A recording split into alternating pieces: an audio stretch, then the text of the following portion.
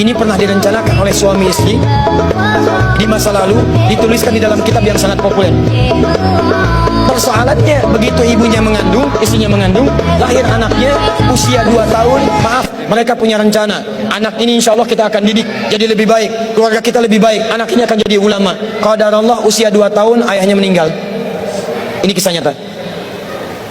Ibunya ingat, saya tetap pertahankan untuk berubah jadi lebih baik, walaupun ayah tidak ada, saya single parent, saya rawat anak ini sebaik-baik.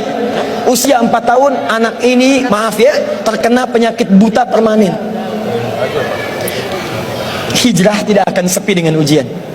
Suami meninggal, single parent, anaknya kemudian buta permanen. Apa yang dilakukan oleh ibunya? Ibunya tetap berpedoman, Allah pasti akan berikan yang terbaik. Anak ini kemudian terus didoakan, bangkit di malam hari, perbanyak kemudian tingkatkan ibadah. Ingat ya rumus ini, orang tua yang rajin ibadah maka boleh jadi kebaikannya akan diturunkan pada anaknya. Ibunya yang berdoa, anaknya yang mendapatkan bagiannya. Matanya buta tapi diganti oleh Allah dengan ingatan yang luar biasa. Kalau Anda bacakan satu kalimat, satu baris ini, satu lembar buku dibacakan oleh Anda satu halaman, maka seketika dia akan ingat seketika tanpa diulang, dengan titik, dengan komanya. Anak ini kemudian dibawa ke sekolah Al-Quran, dimasukkan talaki ke syekh di sana. Syekh di situ kemudian membacakan pada saat itu surat Qaf, surah ke-50. Qaf dibacakan sampai akhir ayatnya.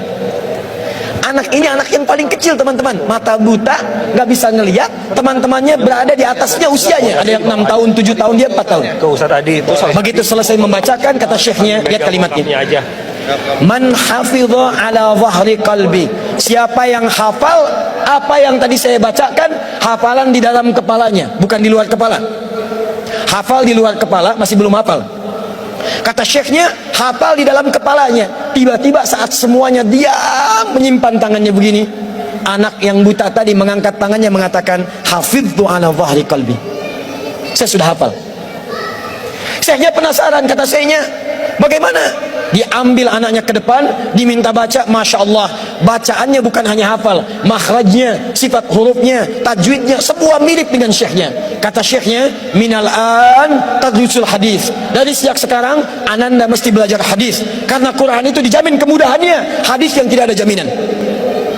Anak ini secara singkat, tinggal 1 menit pulang ke rumahnya, diantar oleh asisten rumah tangga ibu tadi. Begitu nyampe di rumahnya, wajahnya gembira, mengatakan pada ibunya, Ummi, ibu, tadi saya dipuji oleh saya begini, ada kejadian begini, saya seperti ini. Kata anak ini, minal an uridul hadis, ma, sekarang saya pengen belajar hadis. Kata ibunya, ya bunayya iktafi bil Quran, anakku sayang, kamu punya keterbatasan, supaya kamu nggak capek sekarang Quran dulu, baru setelah itu hadis. Kata anaknya, lah, dia percaya pada gurunya, dia percaya pada keyakinannya, dia katakan, ma, saya pengen belajar hadis. Dia tinggalkan ibunya sambil meraba jalan begini ke kamarnya.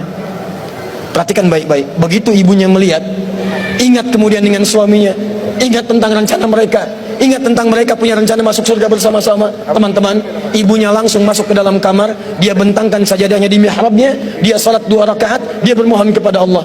Saat sujud itulah dia tumpahkan segala keinginannya. Perhatikan kalimatnya. Rahasianya ada di Quran surah ke-17 ayat 110 sampai dengan 111, paling kanan sebelah atas. Ya Allah yal basir, yalladzi ala kulli syai'in qadir, a'id basirat ibni. Saya mau akhiri. Ketika tumpah air matanya, dia katakan, ya Allah yang maha melihat, mohon kembalikan penglihatan anak saya. Yal basir, yalladzi ala kulli syai'in qadir, a'id basirat ibni. Begitu mengatakan kalimat itu, capek ketiduran. Kemudian pada saat itulah anaknya sedang mengulang surat Qaf di kamarnya. Begitu ibunya mengatakan yal basir, anaknya sampai pada ayat ke-22. Laqad kunta fi ghaflatin min hadza fakashafna 'anka ghita'aka wa basaruka al-yawma hadid. Ibunya menyebut yal basir, anaknya sampai di ayat wa basaruka al-yawma hadid. Dulu pandanganmu tertutup, sekarang kami akan buka, kamu akan melihat setelah ini dengan setajam-tajamnya. Ayat ini sebetulnya kemuliaan akhirat, tapi diturunkan mendapatkan kemuliaan dunia. Tiba-tiba setelah baca ayat ini, ibunya berdoa, bersamaan kalimatnya, tiba-tiba terbuka pandangannya.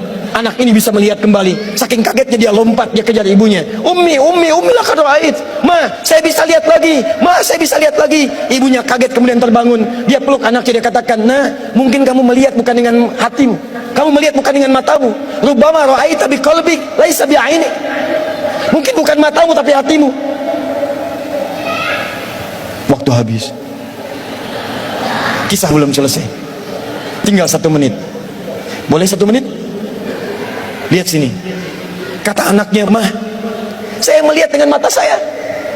Ini mama pakai baju ini.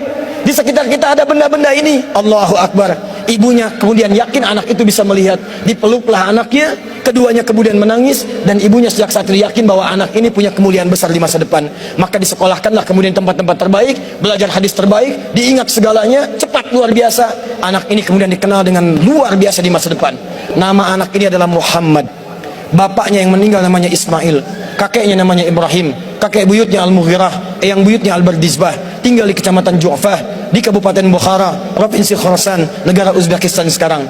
Kelak di kemudian hari, dia dikenal dengan nama daerahnya Bukhara, dengan Al-Bukhari. Itulah kisah Imam Al-Bukhari.